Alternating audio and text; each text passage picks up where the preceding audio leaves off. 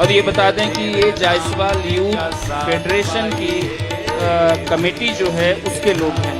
श्रीमती उर्मिला जायसवाल, श्रीमती रत्ना मनदीप जायसवाल, श्रीमती उषा कमलेश जायसवाल, श्रीमती सुभद्रा अजय जायसवाल, श्रीमती रेणु संजय जायसवाल, श्रीमती सुनीता दिनेश जायसवाल, कुमारी प्रीतमा जायसवाल, कुमारी पूनम जायसवाल, कुमारी पूजा जायसवाल, श्रीमती निरंकार देवी जायसवाल, श्रीमती प्रीति राजेश जायसवाल, श्रीमती नम्रता जायसवाल जी कृपया शीघ्रता से आए हैं। इस राम कथा को संगीत में बनाने के लिए वाद्य यंत्रों पर बैठे इन सरस्वती पुत्रों का, जिन्होंने अपनी संगीत कलाओं से इस राम कथा को अत्यंत मनोहारी बना दिया है।